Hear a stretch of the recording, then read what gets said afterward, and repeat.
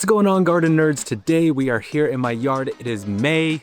It is getting hot. A lot of you probably don't want to be out in your yard, and a lot of you are probably thinking, I can't grow anything now. Through the rest of the summer, I'm just gonna give up. That's not true. In today's video, I am going to give you 3 things that you can still plant. Yes, even today, when it's the end of May, here in Phoenix in zone 9B, 3 things that you can plant today that will not only survive, but actually love our heat, love our sun, and can thrive through the whole summer. Are you ready? Let's go.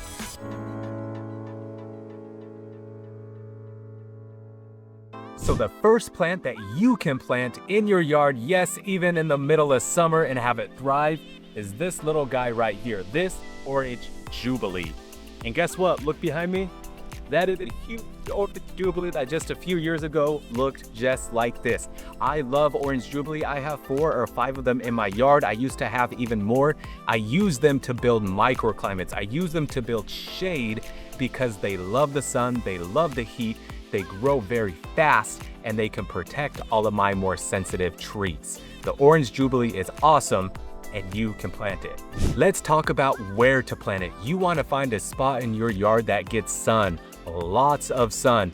These guys don't like tons of shade. If they get lots of shade, they're gonna grow real long and lanky and stringy, and they're not going to flower nearly as much. So find a spot in your yard that gets lots of sun, that gets lots of heat, and that's where you want to plant it. As you can tell by the Orange Jubilees in my yard, they can get very large. So you want to make sure you give enough space, probably at least 5 by 5. If you're going to allow them to grow huge like I do with mine, give a little bit more space than that. One good thing about Orange Jubilee is they take pruning very well. You can hack them pretty significantly and they're going to do just fine. They're going to respond to it. So you can trim them up and grow them into a hedge however you prefer. Now let's talk about how to plant it. You can see this guy right here. This is in a 5-gallon pot. With most everything that you're planting, whenever you're planting it, you want to dig a hole that's as deep as the pot, so the same height of the pot, and then you want to go about 3 times wider than the pot. That's how you dig your hole. You take all that native soil out, and then you put the pot in the ground, or you put the plant in the ground, and you backfill with 75% of the native soil, or all that dirt you took out. You're gonna put 75% of that back in, and you're going to add 25% of amended soil. Amended soil means just good quality compost that you can find from Arizona Worm Farm, or A&P Nursery has a good composted mulch that you can add back in, mix in with the rest of that native soil. So you have 75% native soil, 25% soil amendments. From there, you want to dig a well around the tree so that when you water it, the water stays right there contained and it goes down into the ground and gives the roots water. The good thing, however, about Orange Jubilee is once it's established, once it gets through that first summer, it requires very little water. In fact, all of the Orange Jubilee in my yard, I don't directly water ever. They just get water from my lawn, they get water from the other fruit trees that are around it. So it requires very little water once it's established. But however, if you're gonna plant now in May, make sure that you are giving it constant water. Once you plant it, for the next 3 weeks, you may need to water it every single day. It doesn't have a very deep root system. As soon as you plant it, all the roots are contained right here to where they were in the pot. So you need to water it almost daily, depending on your soil, to make sure that those roots are staying moist. After about 3 or 4 weeks, those roots will start to spread out into the rest of the soil.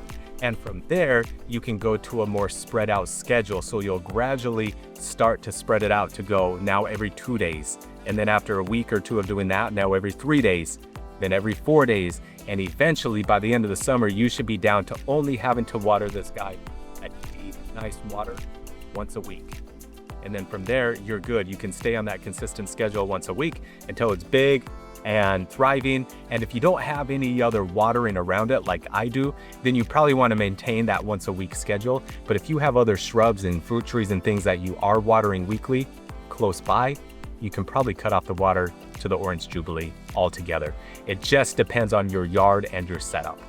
And then from there, you have a well-established, easy to care for shrub or tree or however you plan to grow it that flowers with orange flowers all the time. It's called Orange Jubilee because it brings so much peace, so much happiness, such beauty.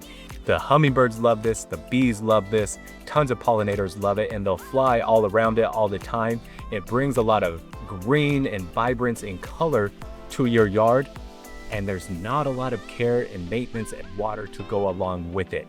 So if you're looking for something now to brighten your yard and to bring some greenery, Orange Jubilee should be one of your first choices.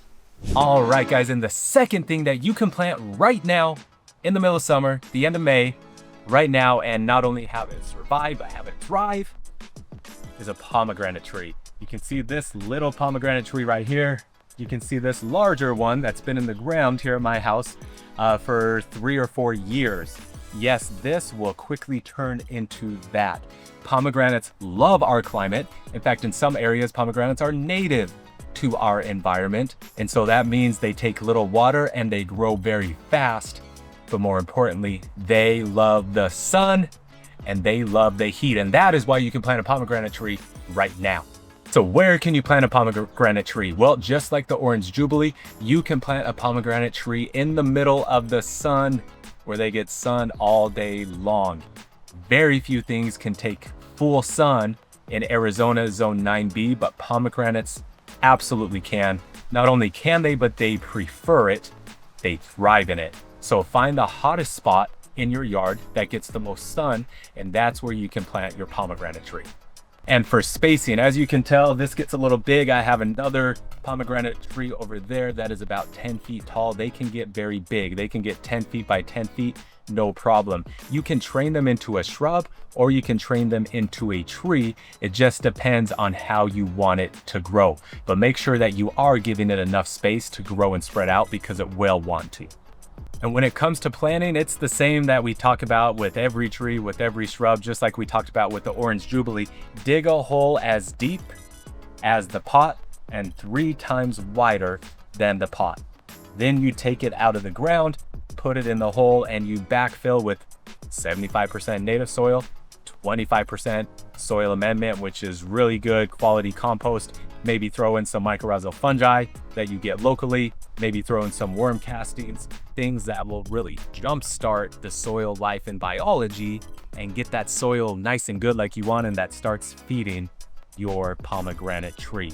Now, pomegranate trees will grow all through the summer. They'll put on lots of growth, lots of green leaves, and then in the fall, they will give you their fruit, and then they'll lose all their leaves. So they are, be honest, very ugly trees throughout the winter once they lose all their leaves. They look like just a bunch of dead branches and twigs.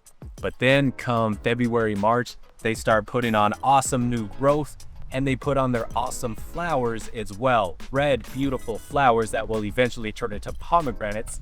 And then the pomegranates will grow all throughout the summer. And around Thanksgiving time, right when you're planning Thanksgiving dinner, pomegranates turn ripe and you can go and pick them and eat them all throughout the holidays, all through Thanksgiving, all the way through December into Christmas time. Again, pomegranates don't take a lot of water. Just like with the Orange Jubilee, for the first 3 or 4 weeks, make sure you're watering it probably daily to keep the root ball moist. After that, you can really spread it out. You can go through the first summer, do once a week, really deep watering. By the next summer and the following summers, you could get away with every 2 weeks, just a very, very deep watering. Just like with my Orange Jubilee, I turned off all direct waters to my pomegranate trees and they still thrive because there's water all around them. And also they just don't need that much water besides a really nice deep watering once every 2 weeks. But through the first summer, if you're gonna plant it right now, again, for the first 3 to 4 weeks, make sure you're watering almost daily to keep the root ball moist, and then start to spread it out more after that.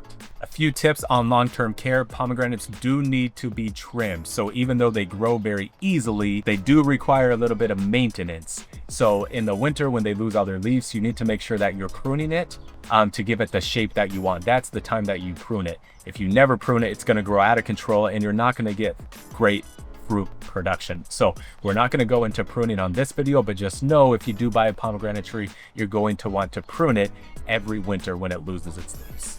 One last tip when it comes to selecting the variety of pomegranates. Many of the big box stores are going to have a wonderful variety. That's what it's called, wonderful. There are so many better options than wonderful. Options that taste better, that are sweeter, and also options that grow better when we're talking about the fruit.